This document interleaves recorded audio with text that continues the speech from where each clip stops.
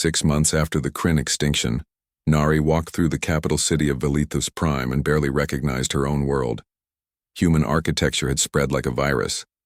The organic, flowing buildings of Velithian design now stood alongside angular human structures built from steel and concrete.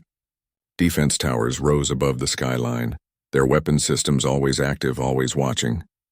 The streets that once carried hover vehicles now rumbled with human ground transports. Heavy and loud, but the physical changes were nothing compared to the cultural ones. A group of young Velithians jogged past her, wearing human-style athletic clothing. They moved in formation, calling out counting chants in rough human language. Physical fitness had become mandatory for anyone under 30. The humans called it readiness training. Nari called it militarization. On a public screen, a sports match played. Not the traditional Velithian game of mind chess, but something called football. 2 teams crashed into each other repeatedly, competing for possession of a ball. The crowd roared with approval. Violence as entertainment. The humans had brought that too. Nari's destination was the council chamber, but even that had changed. Security checkpoints staffed by human marines controlled access. She had to submit to a biometric scan before being allowed entry. The marine processing her smiled professionally. Just a precaution, Ambassador. Can't be too careful. Inside, the council was in session, but it looked nothing like the dignified debates Nari remembered.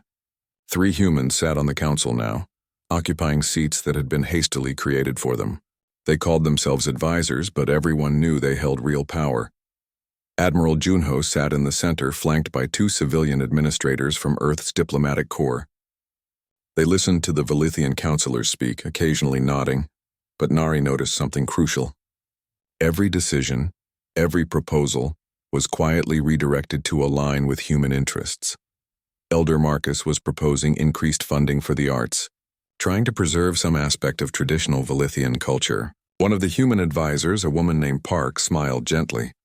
"A wonderful idea," she said, "but perhaps we should prioritize infrastructure improvements first. The new defense grid requires significant resources. Once security is assured, we can certainly revisit cultural programs." Marcus nodded, accepting the redirection. He didn't even seem to notice he'd been overruled. The council moved to the next item, the formation of the Terran Velithian Alliance. Nari had read the proposal. It made her sick. The alliance was not a partnership of equals. It was absorption with a diplomatic name. Under the alliance terms, all Velithian military forces would be integrated into human command structures. All defense manufacturing would adopt human standards. All trade agreements would be subject to human approval. The Confederacy would maintain nominal independence, but real power would rest with Earth. "This is occupation," Nari said, standing without being recognized. "You're asking us to surrender our sovereignty." Council member Vera looked uncomfortable but said nothing. The other counselors avoided her eyes. Only Elder Marcus met her gaze, and what she saw there was resignation. Admiral Junho spoke calmly. "Ambassador Nari, I understand your concerns, but look at the facts. 6 months ago, the Confederacy was facing extinction. Today, your colonies are safe. Trade is recovering. Your people sleep without fear. We're not taking anything from you. We're offering protection in exchange for cooperation. You're offering chains disguised as safety. We're offering survival." His voice hardened slightly. "The galaxy is dangerous. You've learned that the hard way. Without our protection, how long before another threat emerges? How long before something worse than the Kryn decides your worlds look appealing? We could rebuild our own defenses. We could learn to protect ourselves. With what? Your energy weapons that don't work? Your telepathic defenses that failed? Your diplomatic philosophy that nearly got you exterminated?" Unyo shook his head. "You're good people, Ambassador. Intelligent, creative, peaceful. But the galaxy doesn't care about those qualities. It respects strength. We have it. You don't. That's not an insult. It's reality." The vote was called. Nari voted against the alliance. She was the only one. The Terran Velithian Alliance was approved with overwhelming support. After the session, Nari found Minho in a cafe near the spaceport. He had requested the meeting, and she hoped he had news that might help. "I'm being reassigned," he said quietly. "Earth High Command wants me to help with the integration of Velithian ship designs with our weapon systems, so you're part of it too." "I'm a soldier. Nari, I follow orders." He stirred his coffee absently. But I wanted to warn you. This isn't the end. It's just the beginning, and what do you mean? High Command has identified 3 other species in nearby sectors. All of them face security challenges. Pirates, territorial disputes, resource shortages. Earth is preparing assistance packages for them. Nari felt cold spread through her chest. You're going to do this to others? Save them the same way you saved us? We're going to help them. Whether they understand that help or not is up to them. This is conquest, Minho. Slow conquest, but conquest nonetheless. Is it? Look around you. Are your people being enslaved? Are they being mistreated? They have jobs, security, purpose. Yes, things have changed, but they're alive to experience those changes. That's more than they would have had without us. They're not free. They're not dead either. He met her eyes. I know you think we're villains. Maybe we are. But we're the villains who save lives. Sometimes that has to be enough. After he left, Nari walked the streets for hours. She saw Velithian children playing with human toys, violent games involving combat and competition. She saw recruitment posters encouraging young Velithians to join the unified military. She saw shops selling human food, human clothing, human entertainment. Her culture was being erased, one small change at a time. In another generation, would anyone remember what the Confederacy had been before the humans arrived? She found herself at the spaceport looking up at the stars. Ships came and went, most of them human now. The Velithian vessels that remained had been retrofitted with human weapons, human engines, human everything. They looked wrong, like beautiful creatures wearing ugly armor. A young Velithian approached her. He couldn't have been more than 20, wearing a military uniform that mixed Velithian and human design elements. Ambassador Nari? He asked. I'm sorry to bother you. I'm Cadet Lauren. I just wanted to thank you. Thank me? For bringing the humans to us. My family lived on Celestia Prime. Without the humans, we would all be dead. I know some people think things have changed too much, but I'm alive because of what you did. My parents are alive. My sister just got accepted to the new academy.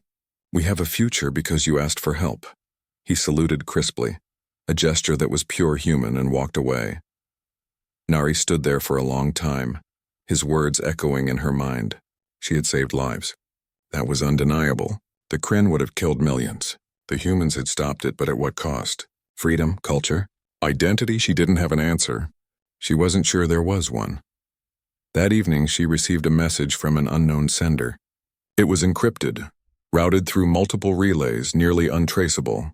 When she opened it, she found a meeting location and a time. Nothing else. She went anyway, curious and desperate for anything that might help her understand what was happening. The meeting place was an abandoned warehouse in the old district, one of the few areas the humans hadn't redeveloped yet. Inside, she found a group of about 20 Velithians.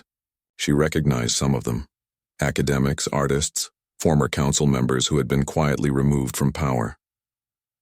Ambassador, said Rixel, a philosophy professor she had known for years. Thank you for coming. We weren't sure you would. Who are you? We're what's left of Velithian independence, said another voice. It was council member Theron, who had supposedly retired to focus on personal matters. We're people who remember what the Confederacy was before the humans came, and we want it back. You're forming a resistance movement. We're trying to preserve our culture, Rixel corrected.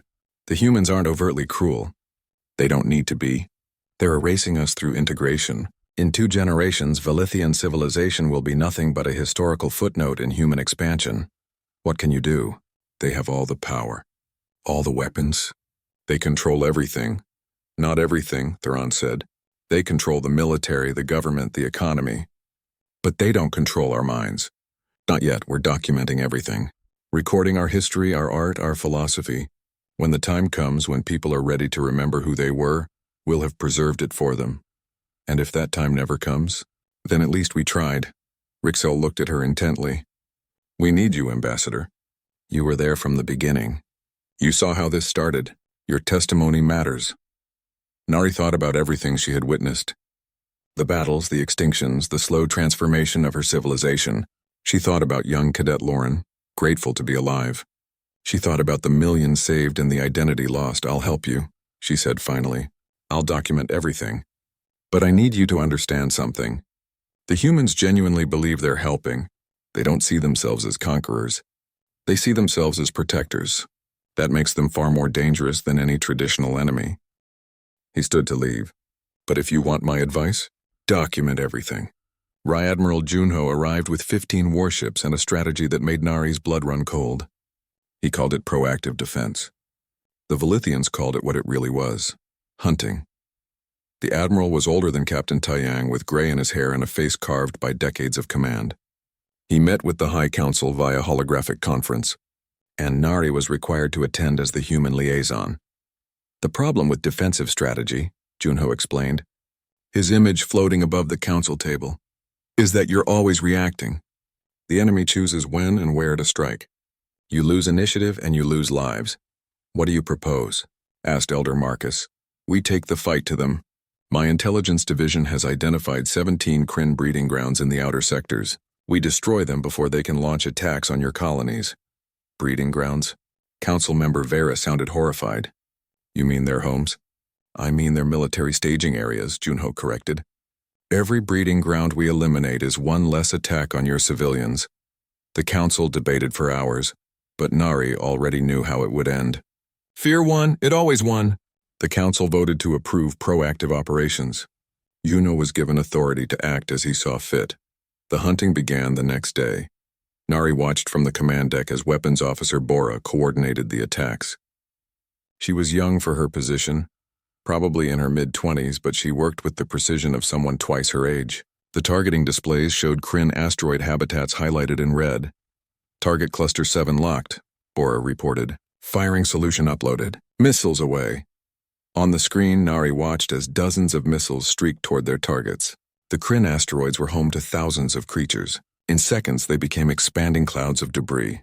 Direct hits. All targets destroyed. Moving to Cluster 8, it went on for hours. Cluster after cluster, the human fleet systematically eliminated Kryn breeding grounds. There was no warning, no attempt at communication. Just targeting locks and missiles and death. Estimated Kryn casualties? Nari asked quietly. Bora glanced at her. Approximately 200,000 in the first wave. Maybe more. Hard to get exact counts. 200,000. Nari thought of Celestia Prime, of the Velithian civilians who had been saved. The numbers were similar. Did Kryn lives matter less because they were alien? Because they were dangerous? She didn't have an answer. That night she discovered something that made everything worse. She was reviewing patrol logs when she noticed something odd. The human ships were monitoring all Velithian communications, not just military channels, everything. Private messages, personal calls, government discussions. She found Lieutenant Doyen in the Intelligence Division workspace. He was younger than most of the officers, but his eyes had the same hard edge they all seemed to develop. You're spying on us, she said without preamble. Doyen didn't deny it. It's standard protocol. We're your allies. Today you are. Tomorrow? He shrugged. History has taught us that allies can become enemies very quickly.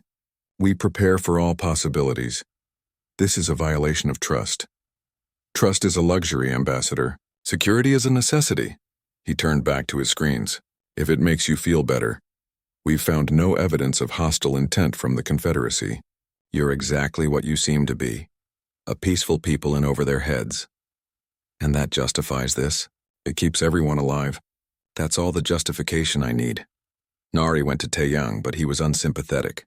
Junho's intelligence protocols are thorough, he admitted. Maybe excessive.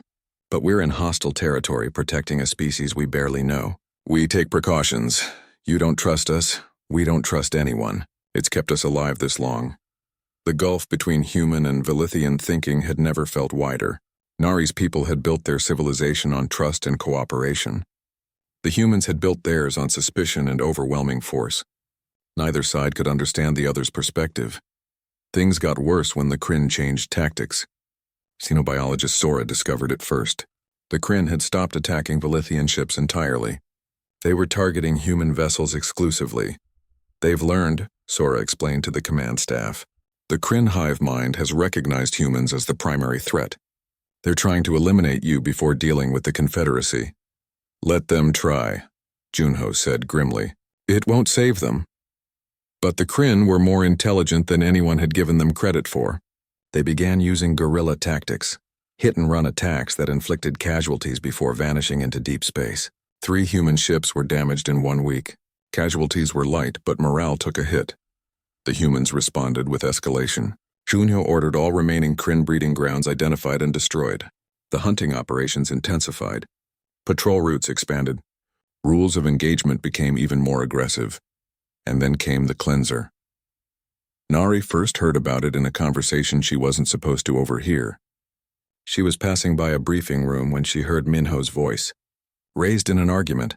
"This is a line we shouldn't cross," he was saying. "It's the most efficient solution," replied another voice she didn't recognize. Nari accessed the room's directory. The other person was Dr. Kwan, a biologist attached to the fleet. She had never met him. "Efficient doesn't mean right," Minho argued. "You're talking about genocide. Targeted, deliberate extinction. I'm talking about eliminating a threat that we can't neutralize any other way. The Kryn reproduce too fast. Every day we delay, they breed more soldiers. This ends it. Permanently." Nari's hands shook as she recorded the conversation on her personal device. She didn't understand all the technical terms, but the implications were clear. They were developing a weapon specifically, designed to kill Kryn, all Kryn everywhere. She brought the recording to Admiral Junho. He listened without expression. "You were spying on my crew," he observed.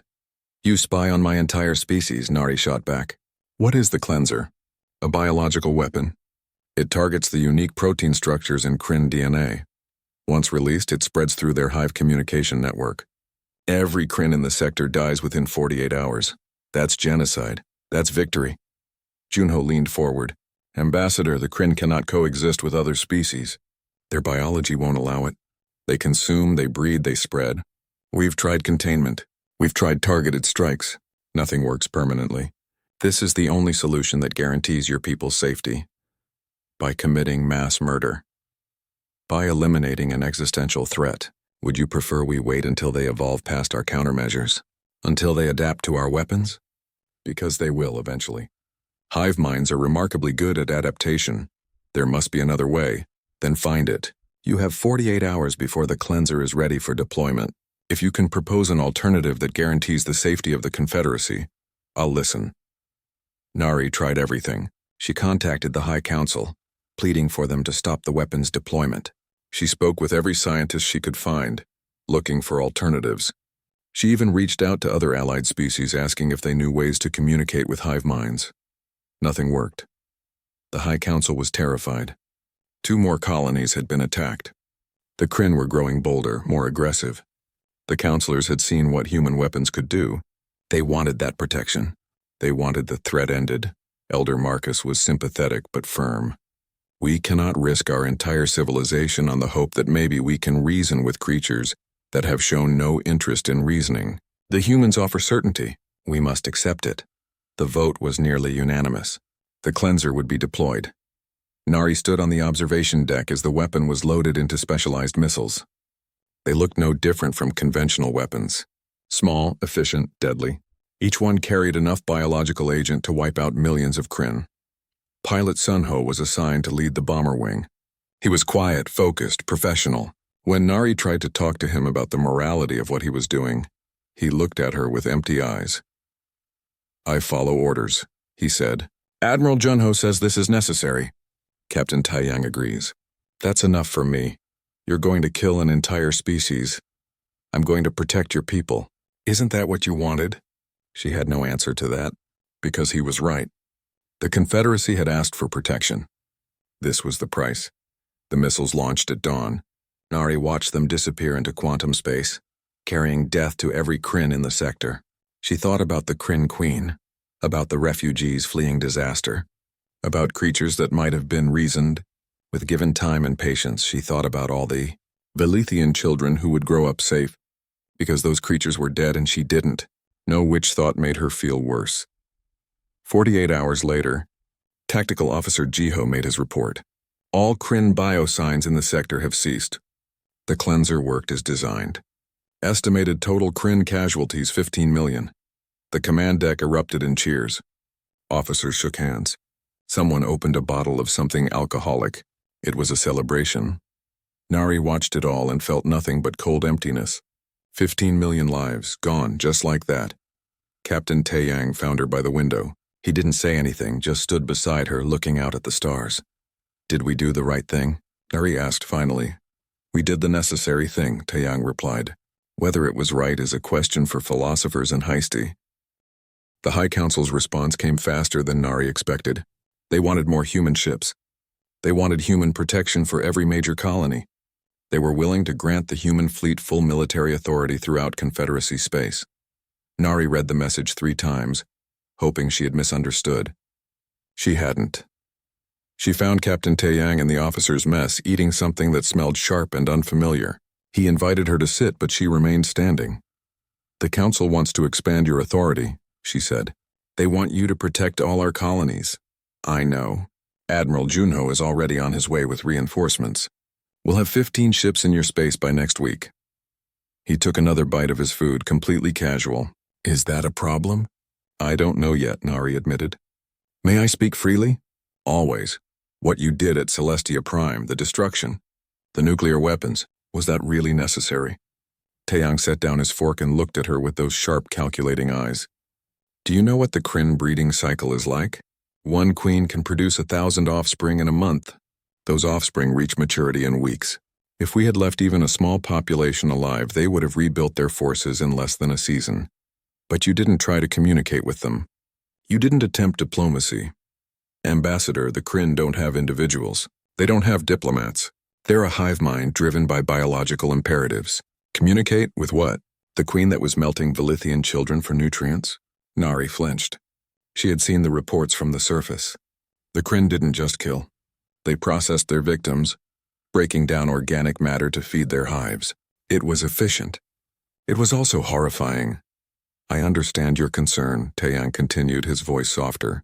"You come from a peaceful civilization. You've never had to make the hard choices. On Earth, we learned something important. Sometimes the only way to protect the innocent is to destroy the threat completely. Half measures get people killed. And who decides what constitutes a threat? Right now you do. Your council asked for our help. We're providing it." Nari wanted to argue, but she had no counter. He was right. The Confederacy had asked for this. She spent the next week on Celestia Prime overseeing the evacuation and reconstruction efforts. What she saw there troubled her deeply. The human Marines had established a perimeter around the safe zones. They moved through the ruins with practiced efficiency, clearing debris and checking for remaining Kryn. But they weren't just soldiers anymore. They had become something else. She watched as combat medic Yuna set up a field hospital. The Velithian medical staff were grateful for the help, but Yuna worked at a pace they couldn't match. She diagnosed patients faster, worked longer hours, never seemed to tire. When a Velithian doctor suggested she take a break, Yuna smiled and said she had gone 3 days without sleep during training. This was easy by comparison. Commander Hyun was teaching Velithian security forces basic combat tactics. Nari watched one of these sessions and felt her blood chill. Hyun wasn't teaching them how to defend themselves. He was teaching them how to kill efficiently. "The throat is the fastest kill point," he explained, demonstrating on a training dummy. "But if you can't reach it, go for the joints. Disable mobility first, then finish the target." The Velithian security officers looked uncomfortable, but they took notes. What choice did they have? The Kryn might come back. They needed to be ready. That evening, Nari met with science advisor Hana. The human scientist had been studying the Kryn remains, trying to understand their biology. What she found was not what anyone expected. "They weren't invaders," Hana said quietly, showing Nari the data on her portable terminal. "Or rather, they were, but not by choice. Look at this genetic analysis. The Kryn are refugees." "What?" "Their home system was destroyed. We found traces of stellar radiation in their DNA. A supernova maybe, or a massive solar flare. They were fleeing a catastrophe, looking for new worlds to inhabit." Nari felt cold spreading through her chest. "The attacks?" "Territorial behavior. They were trying to establish safe zones for breeding. The problem is their safe zones happen to have your colonies in them. Could we have communicated with them? Negotiated?" Hana was quiet for a long moment. "Maybe. Their biology makes it difficult. They process information differently than we do. But theoretically, with the right approach, with time and patience, it might have been possible."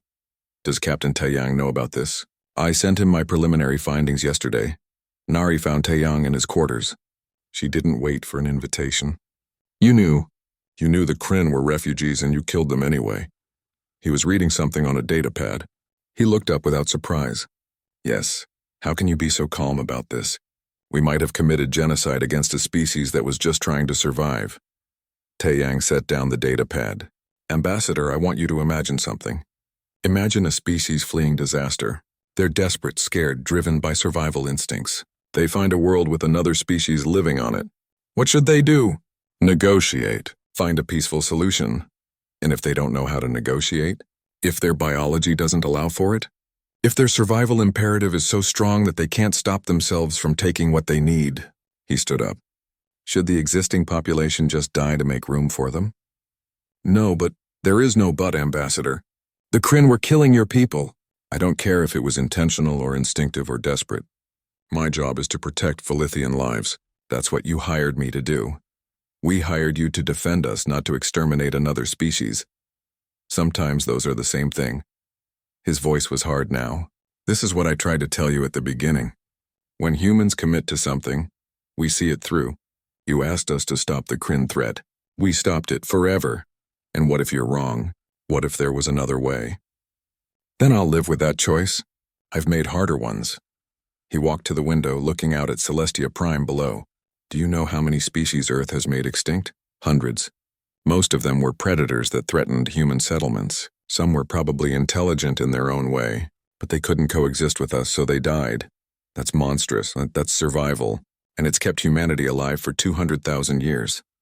Nari left without another word. She returned to her quarters and composed a report for the High Council. She detailed everything: the discovery about the Kryn, Taeyang's response, her growing concerns about human methods. She recommended immediate review of the military authorization.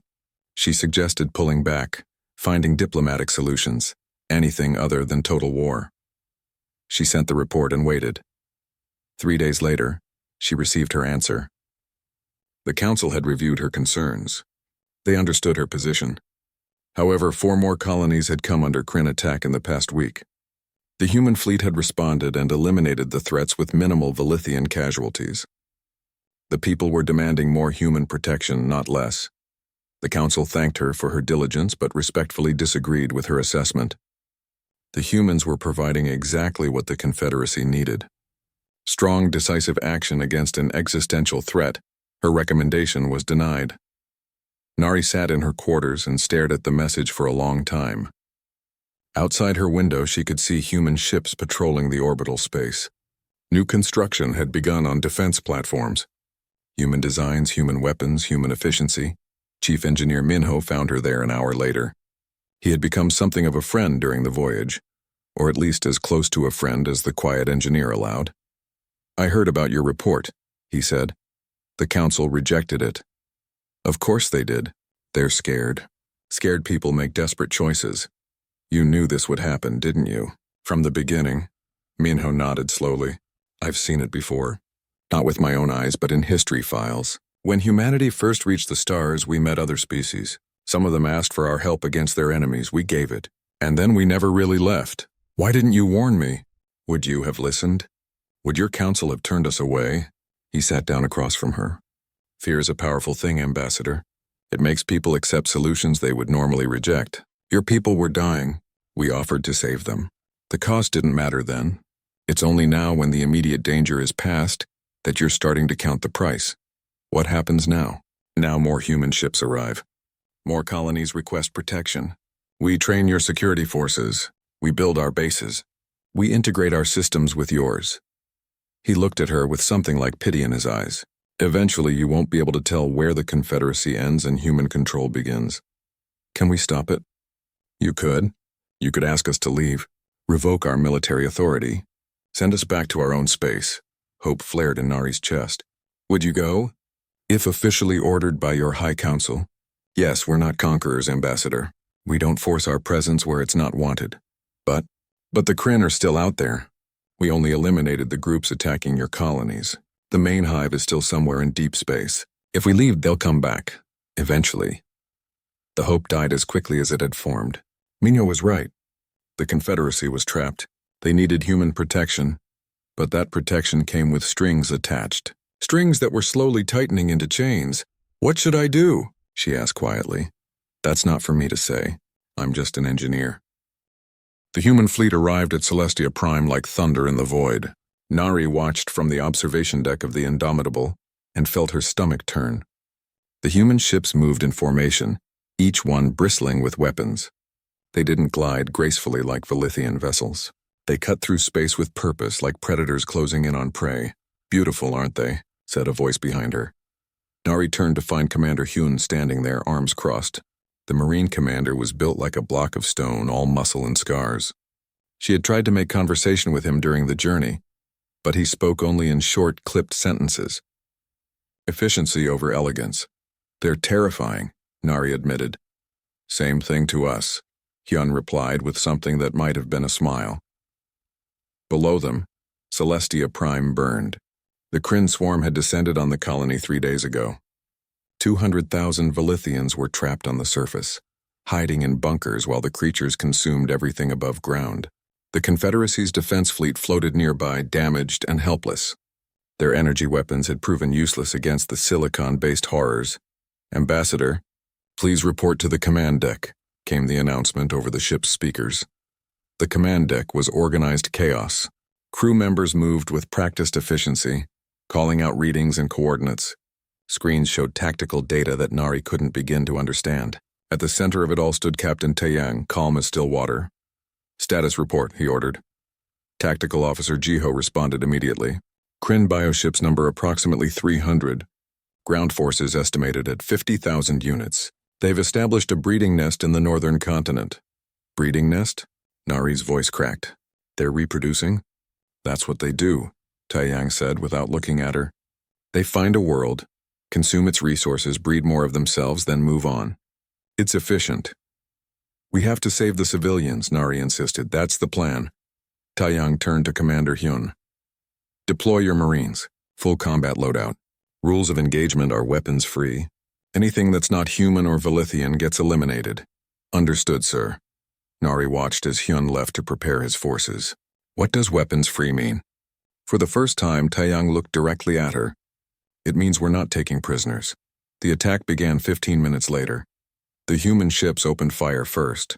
Nari had seen weapons demonstrations before, but nothing prepared her for this. Railguns accelerated projectiles to a fraction of light speed. They tore through Kryn bioships like they were made of paper. Missiles tracked their targets with ruthless precision. Energy weapons that the humans called lasers carved burning lines through space. The Kryn tried to fight back. Their acid spitters and biocannons had destroyed Velithian ships with ease. Against human vessels, they did nothing. The humans had armor designed to withstand atomic weapons. Biological acid was an inconvenience at most. Direct hit on Bioship Cluster 7, Jiho reported. 23 confirmed kills. Bioship Cluster 9 is breaking formation. They're trying to flee. Don't let them, Taeyang ordered. Kill them all. Nari felt sick. This wasn't warfare. This was extermination. On the surface, things were even worse. Nari watched through the ship's cameras as drop pods slammed into the ground near the Velithian bunkers. The pods opened and Marines poured out, weapons already firing. They moved through the Kryn forces like a storm, coordinated and merciless. Combat medic Yuna appeared on one of the screens. She was carrying a wounded Velithian civilian over her shoulder, while firing her rifle one-handed. The weapon spat metal slugs that punched through Kryn carapaces with ease. When her rifle ran empty, she dropped it, drew a sidearm, and kept shooting without missing a beat. That's impossible, Nari whispered. The recoil alone should break her arm. Humans are stronger than they look, said Chief Engineer Minho, who had joined her at the tactical display. Earth's gravity is almost twice what you're used to. We're built dense. On another screen, a group of Marines fought in complete vacuum. A Kryn attack had breached their section of the battlefield, venting the atmosphere into space. The Velithian defenders had died instantly. The humans just sealed their armor and kept fighting. They didn't even slow down. How? Nari asked. Training, Minho said simply. We drill for every possible scenario. Vacuum combat is basic stuff. The battle raged for 3 hours. To Nari it felt like days. She watched as the humans systematically destroyed every Kryn on the planet. They used explosives that made the ground shake. They burned the breeding nest with fire hot enough to melt stone. When Kryn tried to hide underground, the Marines followed them into the tunnels and killed them there. There was no mercy. No hesitation. No quarter given.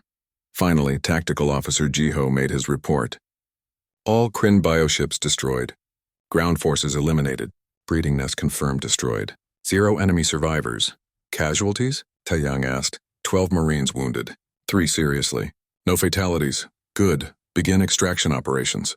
Get our people and the Velithian civilians back to the ships. Nari couldn't believe it. That's it? It's over? The battle is over, Taeyang confirmed. The Kryn at this location have been eliminated. You killed them all, Nari said quietly. Every single one. Yes, they couldn't surrender. You didn't give them a chance. Taeyang turned to face her fully. His expression was not cruel, but it was hard. Ambassador, do you know what happens when you leave Kryn alive? They regroup. They breed. They come back stronger. We've fought creatures like this before. The only way to win is to make sure they can never threaten anyone again. But what if they could have been reasoned with?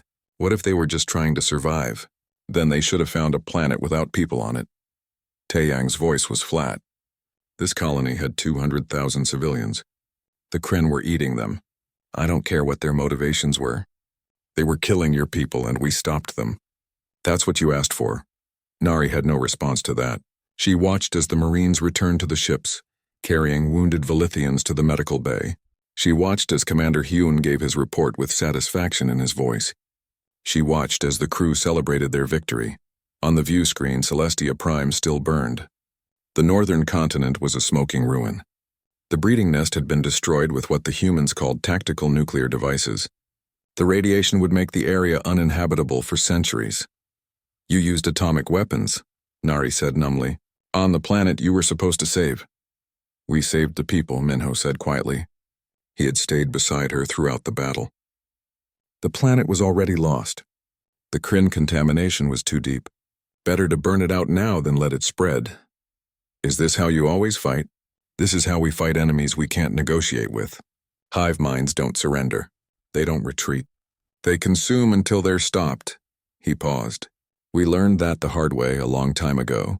That night, Nari couldn't sleep. She kept seeing the battle replaying in her mind. The efficiency of the killing, the casual way the humans talked about extermination, the complete and total destruction they had brought down on the Kryn. The Velithians had wanted to be saved. They had gotten their wish.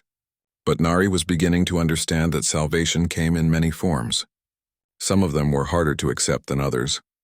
The next morning she received a transmission from the High Council. They were overjoyed. Celestia Prime was liberated. The civilians were being evacuated to safety. It was a miracle, they said. The humans were heroes. Other colonies were begging for protection now.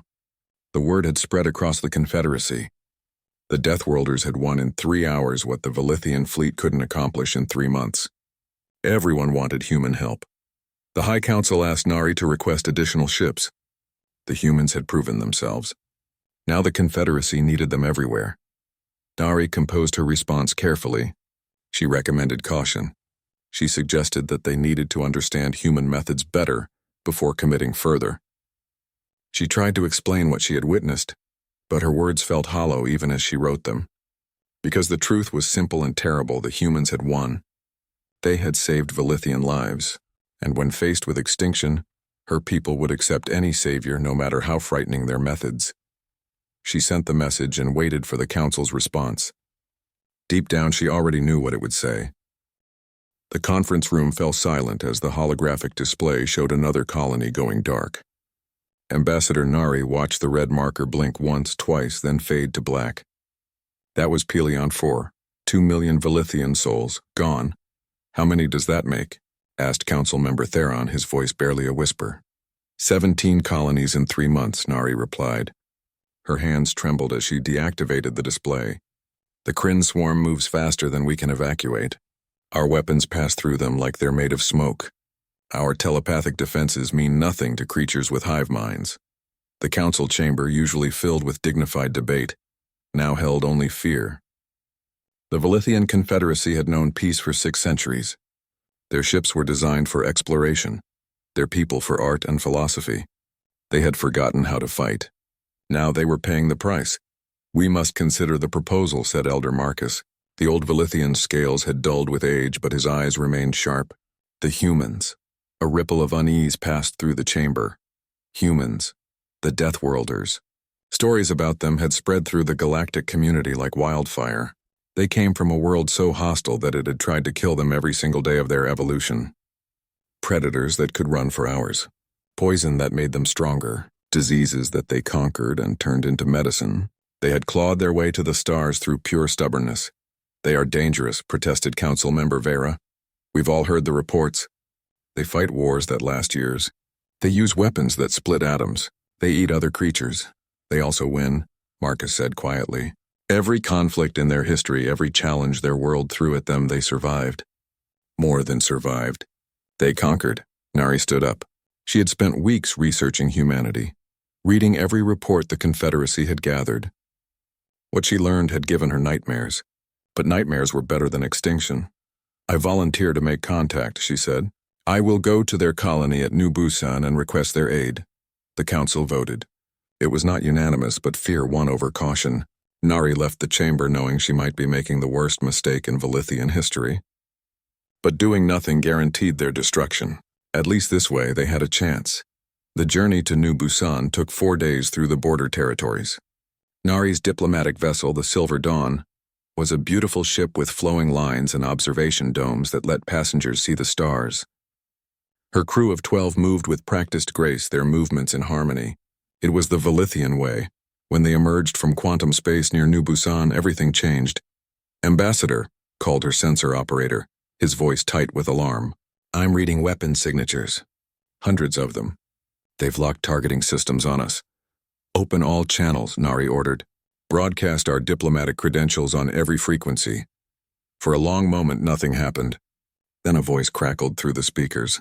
It was rough, direct, nothing like the melodious tones of Velithian speech.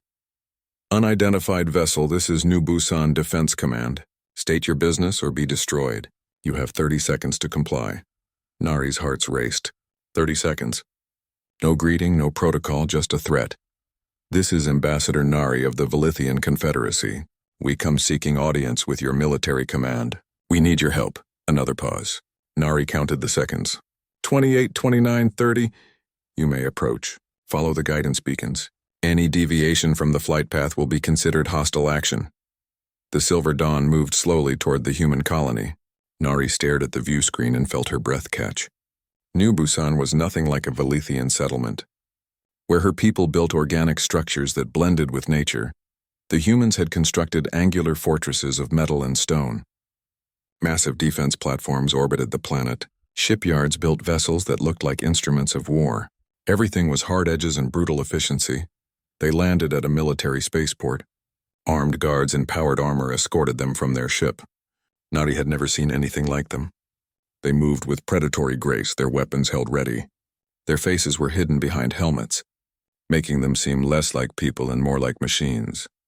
Captain Taiyang met them in a briefing room that smelled of recycled air, and something bitter that Nari later learned was coffee.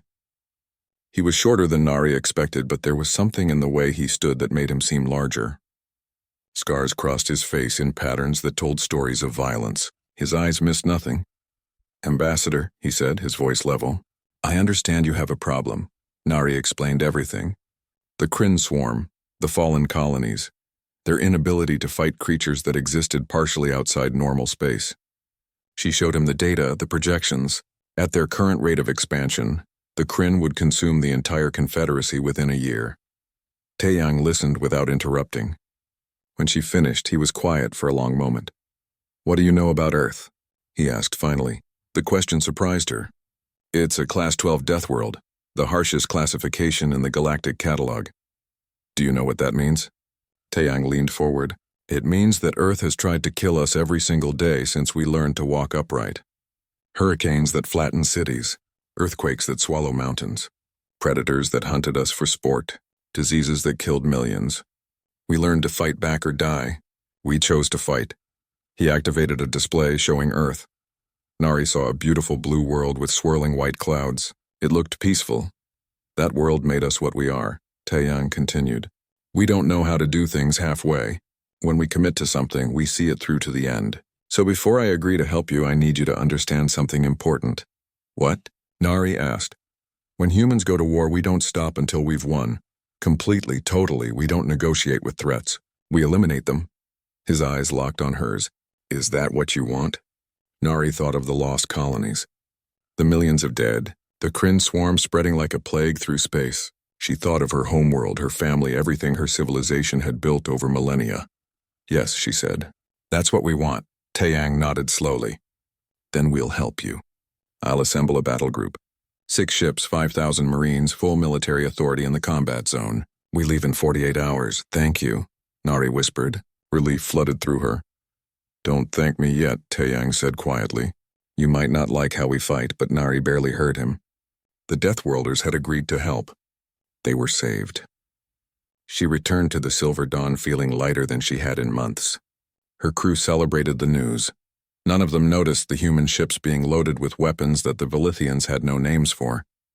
None of them understood what they had just unleashed. Chief Engineer Minho watched the preparations from the command deck of the battleship Indomitable. He had fought the Kryn before, in border skirmishes that most civilians never heard about. He knew what was coming. As the weapon systems came online, each one deadlier than the last, he felt a familiar weight in his chest. The Velithians thought they were getting rescuers. They were wrong. They were getting humanity. And humanity didn't do things by half measures. The battle group would reach the Confederacy space in 5 days. Minho suspected those would be the last peaceful days the Velithians would ever know.